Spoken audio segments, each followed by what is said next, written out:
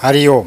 न कृतत्वं न कर्माणि लोकसृजति प्रभुः न कर्मफल संयोगम स्ववास्तु प्रवर्तते। परमेश्वर मनुष्य के न कर्तापन की, न कर्मों की और न कर्म फल के साथ संयोग की रचना करते हैं, किंतु स्वभाव ही बरत रहा है। सृष्टि की रचना का कार्य सगुण भगवान का है, इसलिए प्रभुपद आया है।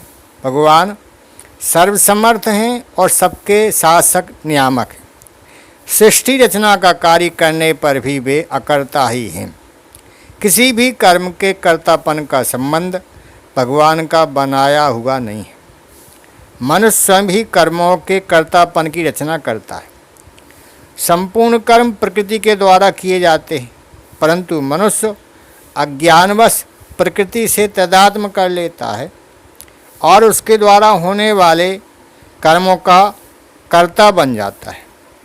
यदि कर्तापन का संबंध भगवान का बनाया हुआ होता तो भगवान ऐसा कैसे कहते? तात्पर्य यह है कि कर्तापन भगवान का बनाया हुआ नहीं है, अपितु जीव का अपना माना हुआ है। अतः जीव इसका त्याग कर सकता है। भगवान ऐसा विधान ही करते हैं कि अमुक जीव को अमुक शुभ अथवा अशुभ करना पड़ेगा। यदि ऐसा विधान भगवान ना कर देते तो विधि निषेध बताने वाले शास्त्र, गुरु, शिक्षा आदि सब व्यर्थ हो जाते। उनकी कोई सार्थकता ही ना रहती और कर्मों का फल भी जीवों को नहीं भोगना पड़ता। जीव जैसा कर्म करता है वैसा फल उसे भोगना पड़ता है। जड़ होने के कारण कर्म स्वयं अपना फल भुगताने में असमर्थ है। अतः कर्मों के फल का विधान भगवान करते हैं। भगवान कर्मों का फल तो देते हैं, पर उस फल के साथ संबंध भगवान नहीं जोड़ते, अपितु जीव स्वयं जोड़ता। जीव अज्ञानवश कर्मों का कर्ता बनकर और कर्म फल में आसक्त होकर के कर्म फल के साथ अपना संबंध जोड़ लेता है और इसी से सुखी दुखी होता है। यदि वह कर्म फल के साथ स्वयं अपना संबंध ना जोड़े तो वह कर्म फल के संबंध से मुक्त रह सकता है। ऐसे कर्म फल से संबंध ना जोड़ने वाले पुरुषों के लिए यह आया।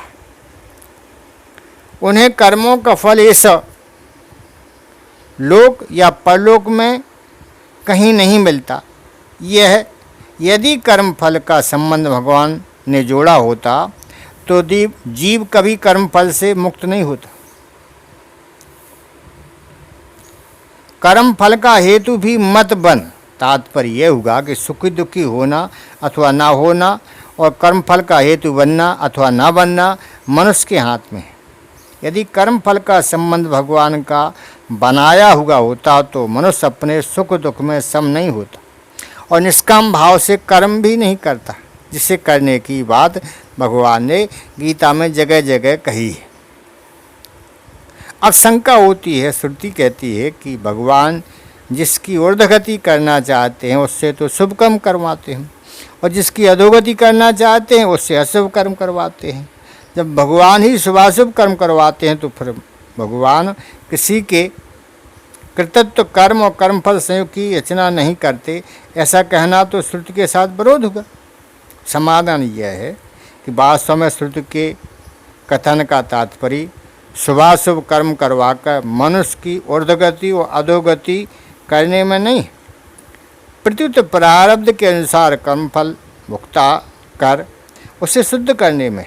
अर्थात मनुष्य शुभाशुभ कर्मों का फल जैसे भोग सके, भगवान कृपा पूर्वक उसे कर्म बंधन से मुक्त करके अपना वास्तविक प्रेम प्रदान करने के लिए उसके प्रारब्ध के अनुसार वैसी ही परिस्थिति और बुद्धि बना देते हैं जैसे जिस मनुष्य को प्रारब्ध के अनुसार धन की प्राप्ति होने वाली है उसे व्यापार आदि में वैसे ही खरीद आदि की पीड़ा कर देते हैं। अर्थात उस समय उसकी वैसी ही बुद्धि बन जाती है और जिसे प्रारब्ध के अनुसार हानि होने वाली है उसे व्यापार आदि में वैसी ही प्रेरणा कर देते। तात्पर्य यह है कि मनुष्य जिस प्रकार से अपने शुभाशुभ कर्मों का फल भोग सके भगत प्रेरणा से वैसे ही परिस्थिति और बुद्धि बन जाती। यदि श्रुति का यह अर्थ लिया जाए कि भगवान जिसकी ऊर्ध्वगति या अधोगति करना चाहते हैं उससे शुभ और अशुभ कर्म करवाते हैं, तो मनुष्य कर्म करने में सर्वथा पराधीन हो जाएगा और शास्त्रों, संत महात्माओं आदि का विधि निषेध, गुरु की शिक्षा आदि का कार्य सब व्यर्थ हो जाएगा। अतः यहाँ श्रुति का तात्पर्य कर्मों का फल भोक्ता का मनुष्य को शुद्ध करना है। कर्तापन, कर्म, कर्मफल का संबंध, इन तीनों को मनुष्य अपने स्वभाव के बस में होकर करता है। व्यष्टि प्रकृति आदत का वाचक है जिसे स्वयं जीव ने बनाया है। जब तक स्वभाव में राग दोष रहते हैं तब तक स्वभाव शुद्ध नहीं होता है। जब तक स्वभाव शुद्ध नहीं होता है तब तक जीव स्वभाव के वशीभूत रहता है। भगवान ने कहा कि मनुष्यों को अपनी प्रकृति अर्थात स्वभाव के वशीभूत होकर कर्म करने पड़ते हैं। यही बात भगवान यहाँ कहते हैं।